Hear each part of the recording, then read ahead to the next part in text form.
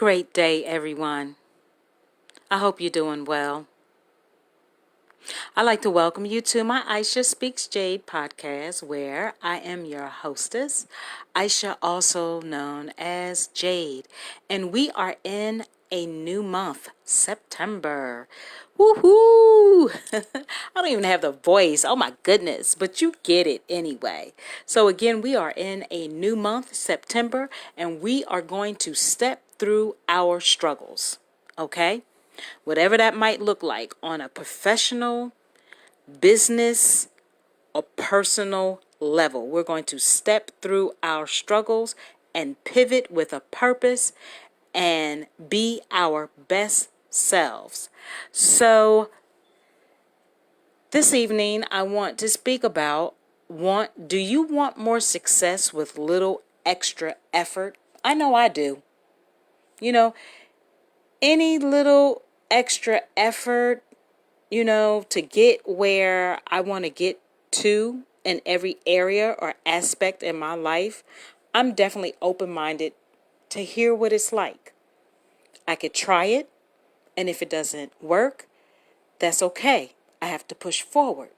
But if it does work, I rock, right? So, we're going to talk about emails. Send these 6 emails each week. Okay, so emails never felt as productive and powerful as this. So emails is one of those things you enter into mindlessly, but one that really requires a more mindful approach. You have to be intentional about managing your email so it isn't a time drain. Okay, so sidebar. My personal email is a time drain is probably, I can't even tell you how time draining it is as far as my personal email. I have so much catching up to do. It's just sad. But I'm not going to beat myself over the head about it. I'm going to work through it so I can knock it down. And also be careful about what you say in it so it isn't a career drain or a business drain. Mostly we think about how to manage email so we don't screw up success. But what if we flip this mindset on its head? What if you considered how you might use email more effectively, beyond just the basic use for it, to directly fuel success? So that's where I'm going to jump in with some tools on how you can use 6 emails each week. 6 different ways you can use your email each week. And the first one would be the summation email. The summation email. So things move forward when everyone is clear and feels accountability as to what to move forward on. Right? So I'm guessing you might have been in a meeting at least once a week that could really benefit from your taking the time to spell out what was discussed and agreements that were made. It's a way of showing you're on top of things and that you're actions oriented. And by summarizing who'll do what by when, you'll move the topic matter forward, serving as a driving force towards progress. So it's a very good thing to be associated with as long as your role gives you the right to do this. Okay? So the next one would be the email to yourself. Yes, the infamous email to yourself. So for that last email you perhaps maybe had wrote on Friday, write in capital letters in the subject header one of your non-negotiable core values. When you open that email first thing Monday morning and you see the word kindness for example, staring at you, it's a reminder to live that value all week long. You have a choice to live each day in support of your values or in spite of them. Okay? So this is a little reminder to stick to the former. So people won't know about this message you send to yourself, but they'll pick up on a positive message you're sending about yourself. The next would be the appreciation email. The appreciation email. So if you take the time each week to email one person who deserves your unsolicited praise and appreciation, I'm guaranteeing each week you'll be surprising someone in a good way. Sadly, heartfelt appreciation written out so that people can put in their smile file and enjoy it more than once is a lost art. That's what they say. Perhaps some other people may think differently. So, think of the last time someone went out of their way to show that you were valued and appreciated. So, you wouldn't forget it. And so if you did it to someone else, they wouldn't forget it either.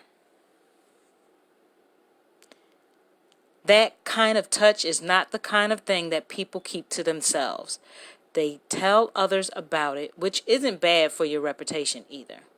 You know, just doing kind things, not being taken advantage of, but doing kind things for others. The next is the thank you email. The thank you email. So it's similar yet different from the appreciation email. This is about thanking someone for something they did for you. Maybe someone took the time to give you feedback, turn around a request overnight, or perhaps help you unjam the printer, let's say if you were at work or what have you, your business, when you were in a hurry. The key is to be specific about what you're thanking them for and why it made a difference to you, while it may have seemed like a small thing to them. So consistently showing an attitude of gratitude can influence people's attitude toward you for the better. Number 5 would be the growth email. The growth email. So maybe perhaps once a week you can, if you have a mentor, maybe perhaps you can email that mentor, ask for some feedback, and maybe perhaps you guys can meet up for coffee or tea, maybe lunch or even a dinner. Pick that person's brain, ask a question about something you're curious about, anything that will lead to your personal growth. Don't be a burden on others. Make the request small and easily doable. But don't underestimate the potential here. Establishing a steady drumbeat of micro-learning with a few keystrokes is an easy investment you can make in yourself.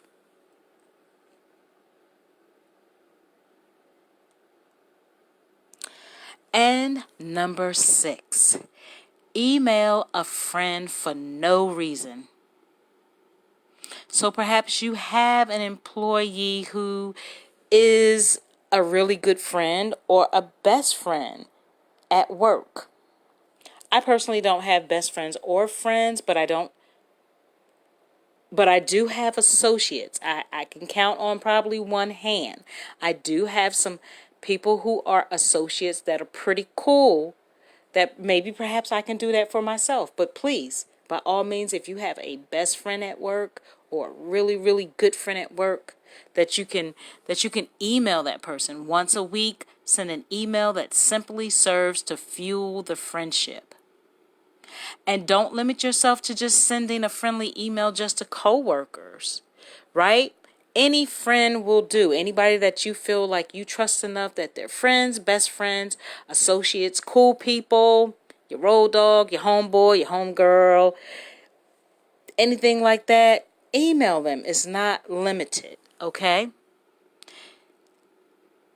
It shows that the key to happiness and success all comes back to relationships. So, cut out 6 emails a week that serve no purpose and replace them with these 6 purpose-filled ones, okay?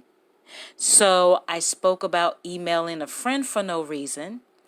Also, I spoke about the growth email, the thank you email, the appreciation email, the email to yourself, and the summation email. Okay? So, when it's all said and done, hitting that send button never felt so good. Thank you so much. I appreciate you. Always remember your personal self-care. It's a priority. Know your worth and your value. Making sure that you love and respect yourself. Creating your greatness as well as your happiness. Not letting anyone stop you from doing what you want to do. And again, when you go through struggles, catch it, check it, and change it. My 3 personal favorite C's. And just have a wonderful, wonderful day wherever you may be at, locally, globally, internationally. So with that being said, I send many peace and blessings. Inshallah, you will have a better evening and a better tomorrow. Namaste, Ashe, and Nam Yaho Rin Kekyo. Have a good night. Peace out.